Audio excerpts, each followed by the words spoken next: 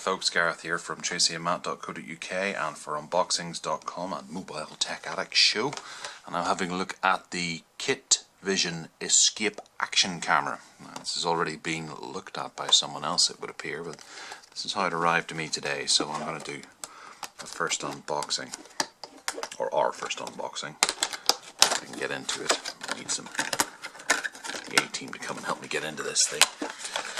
Okay, so this is a 100-pound GoPro alternative. Just going to pour everything out. There we go, it's empty now. Around the box it shows there's an HD 1080p 30 frames per second, 720p 30 frames per second, 12 megapixel photo mode, 170 degree ultra wide angle lens, and waterproof up to 60 meters. Water resistant, I believe that should be. Okay, when you're charging down a hillside on your mountain or bike or doing snowboardy stuff, so obviously in Northern Ireland we'll get to grips with this. We will. I'll use this on the train into work as I sit down on the train, and then 20 minutes later I'll stand up again and then walk for 10 minutes and then sit down at my desk. So the action will be pumping. Okay, so Kitvision Escape HD5W, camera accessories, USB, mini USB cable, tilt adapter, 2x tripods adapter, user manual, rechargeable battery, and 3M adhesive pads. Specifications: micro SD cards up to 32 gigabytes, not included. Time-lapse mode, G sensor, 180 degrees turnover recording. 10 frames per second fast shoot mode, built-in high quality microphone, high capacity rechargeable battery, weight 59 grams, and built-in 1.5 inch LCD screen. Saves in a MOV format. I've already been over those. Camera, smartphone, tablet. Alright, okay, so you can use your smartphone and tablet as a monitor. Well, Wi-Fi built in. Okay, so working our way through things, we've got a little cable there, plus one of those 3M, or two of those 3M sticky pads it was talking about. There's some tripod mounts, I believe, or dashboard mounts or something. That's a tripod mount there,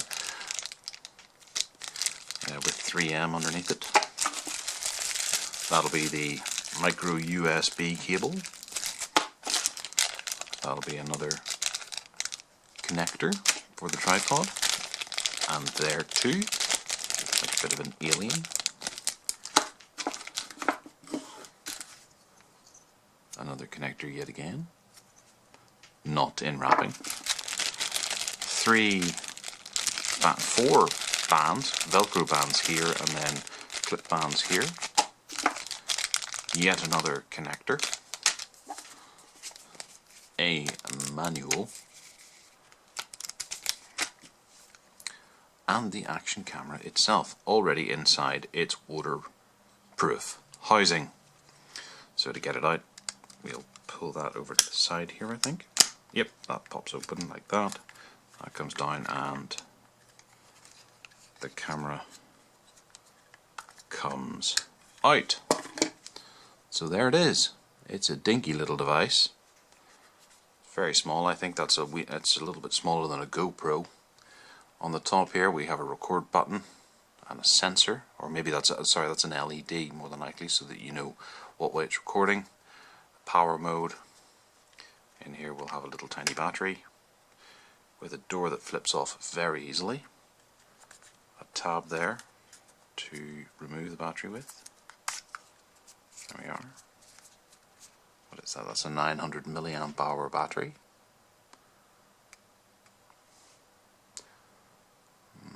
You take my word for it, the focus tells no lies. I'll plug that back in like so. It looks like it'd be a speaker grill along there, or perhaps it's just a vent for a bit of air circulation to go around when it's recording. And there's another vent there, possible speaker. Wireless button, down button, and then the little screen on the back. Oh, on this side, oh, we do have a micro SD card in here.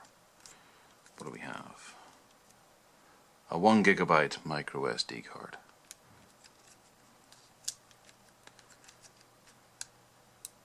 So we'll find that in there, and we have an HDMI and a micro USB. Well, let's turn it on and see what happens.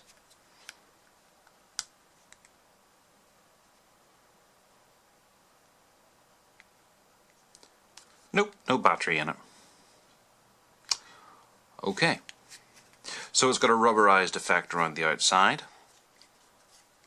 and it doesn't feel like it would withstand too many knocks outside of this waterproof housing, which is probably worth taking a look at. It looks very much like a GoPro housing. Rubber seal around here with forced in, and then obviously these connectors take over the top here for you to be able to connect it onto various different things, tripods or what have you.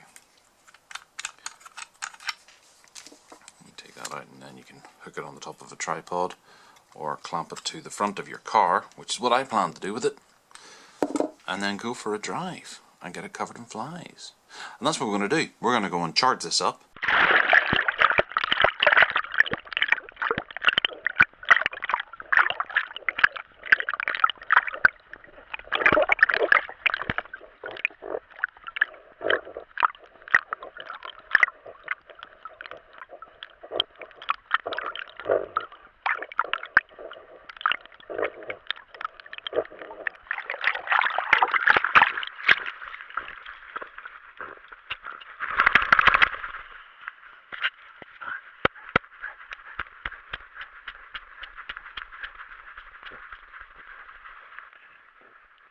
Okay, so here we're going to be having a look at the actual menu functions on the kitchen.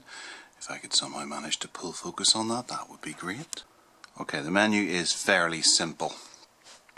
You press the button on the front and it brings up video, photo, burst, time-lapse, playback and settings. Okay, so whenever you select video, you use the action button on the top. It switches it to basically action mode. We have some basic information around here. On the top left it shows video camera, HDR below that, microphone for what it's worth, and the battery. Battery, maybe whenever it's recording, the battery might last for, I think I got about an hour's worth of constant running in 1080p mode. Here we have that's your ISO setting on the left there, and then time as to how much is left or how much you've been recording, and 1080p is the default selection. Okay, so then we move to photo. We can record, or we can take, we have no card in it. Okay, where's the card? Oh yeah, I know where the card is. Other familiar settings across the top here. We've got it's in photo mode, so it's got anti-shake mode, auto white balance, ISO is set to auto, fine, super fine and not so super fine settings. And then down here we've got the amount of camera, or the amount of shots left, and obviously the megapixel setting, because you can amend that. Battery is dropped already.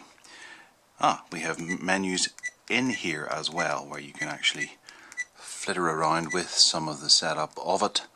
Basic camera settings. Hadn't actually noticed those yet. I'd been using the main menu up until now.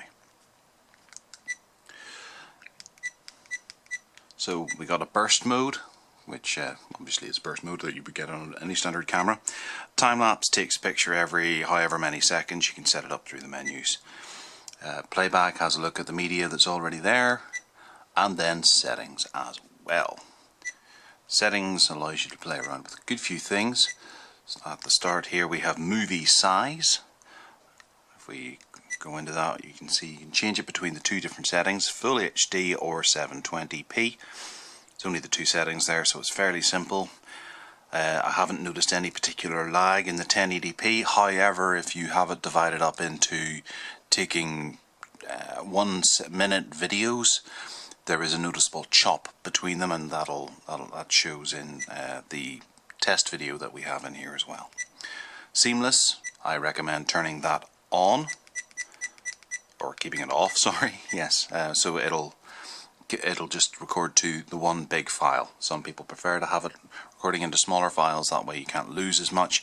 However, when I think there's a bit of a delay hopping from one frame to another as it ends one and starts the other, it doesn't seem to be able to do that terribly well. I've seen it better on the likes of GoPro. HDR, I just keep that on because generally it's better. Motion detection. So if you were to drop the camera or start moving in any way, then it'll jump into action. This confused the hell out of me whenever I first started using it, because it was set on, or maybe I turned it on, and then every time I picked the camera up it would start recording, and it was maddening. Record audio, that's on for what it's worth. Microphone's trash, I wouldn't even bother with it. Date stamp, I turn it off, although you can see that I left it on whenever I first got the camera attached to the dogs, because it's upside down. Sport mode increases the shutter speed on it, essentially, and depending on what you're doing, you can change that. I put it to medium for the dogs on the beach, and I think it actually did quite well. There was a lot of it that wasn't quite as blurry and shaky as it really could have been. It was attached to a terrier, then no, that's the worst.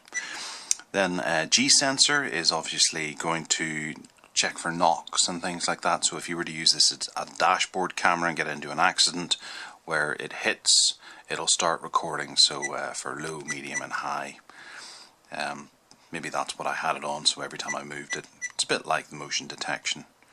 Although the motion detection, come to think of it, would actually happen in the picture, so if something was to move past, it would activate. Yeah, the G sensor is actually whenever the camera itself shakes. Sorry about that.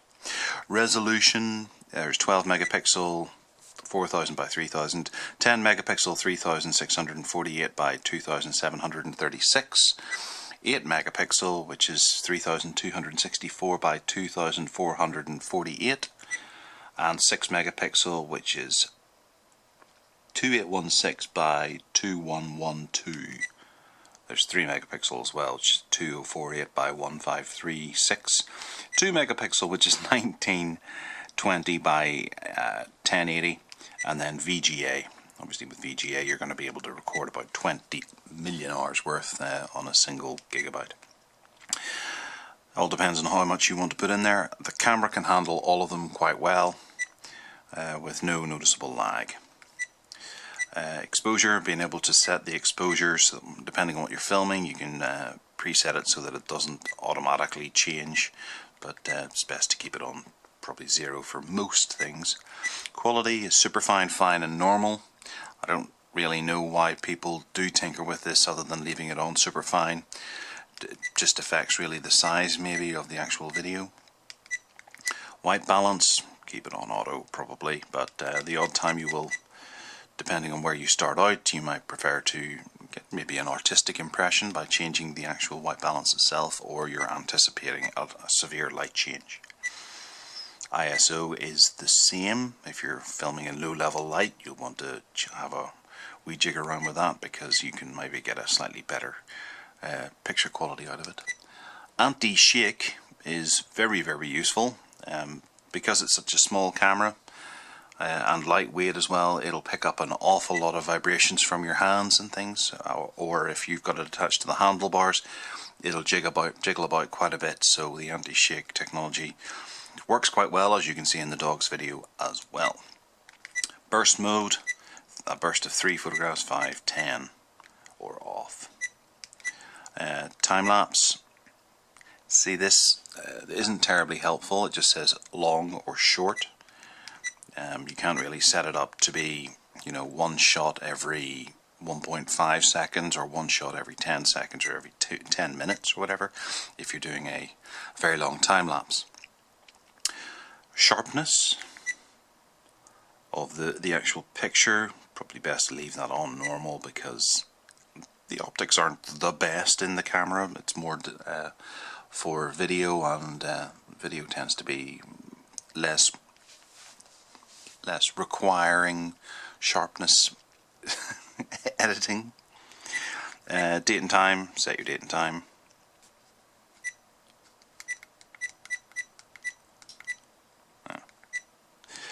Power save, you can turn it off after 10 seconds, 30 seconds or a minute. I just keep it off. Rotate is something I've had to use so that it rotates the actual picture, because the way the grip goes in, it can only sit one way. So if you want to hang it from something, you may have it like this. It'll record it all upside down, and then you have to change it later on in an editing suite, which can take, you know, depending on the length of time and 1080p, it can take a wee while.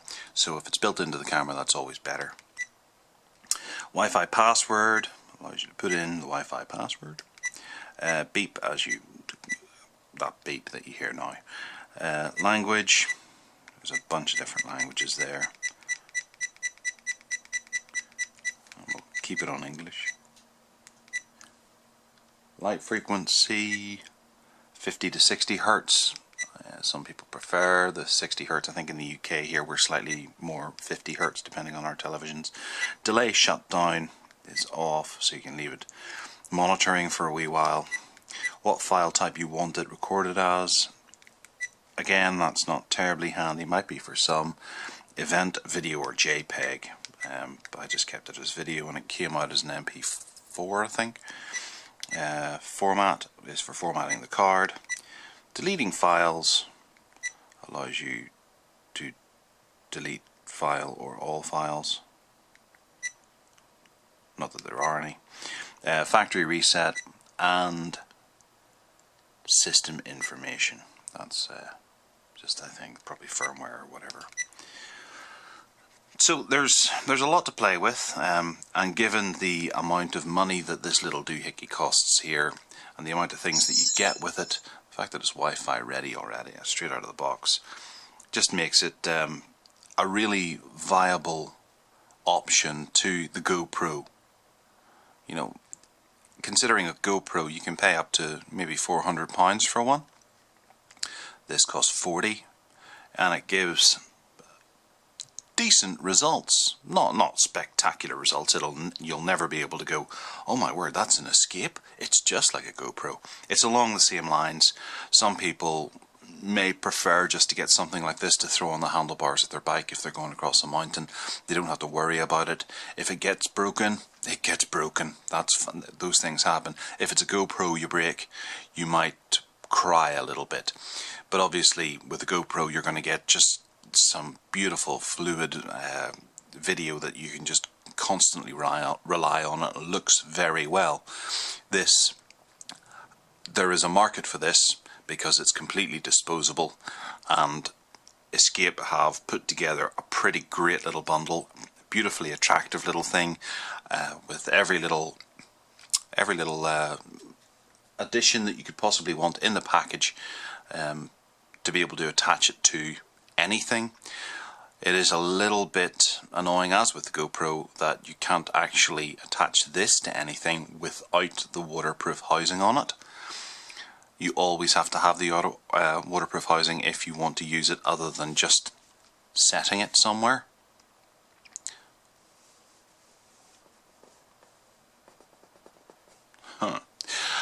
So that's one drawback, and that does mean that the microphone is completely useless to you, because outside of the housing or inside of the housing, the microphone doesn't work very well at all, and you can hear that on the video with my dog running around on the beach. So yeah, the Escape, for 40 to 50 pounds, what you're going to be paying for it off Amazon or eBay or from their website itself, terrific.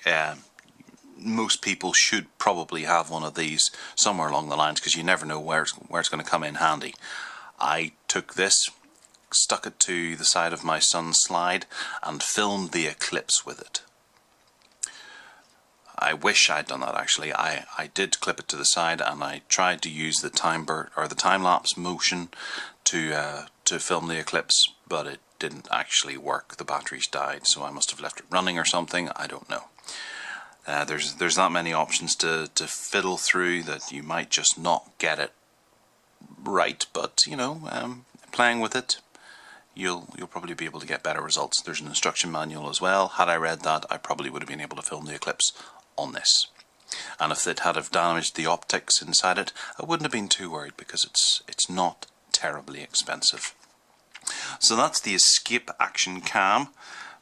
Very much worth checking out if you have any kind of adventure in your body whatsoever, or you just want to play around with a camera and attach it to some stuff like I did. And I'm so pleased I did. It was so funny to see the dogs going swimming and running around with my wife on the beach. Terrific stuff. So check back in the future for more unboxings and stuff, and tune in for the Mobile Tech Addict show, usually every Thursday at about 8:30 on Google Hangouts. Alright, take care now.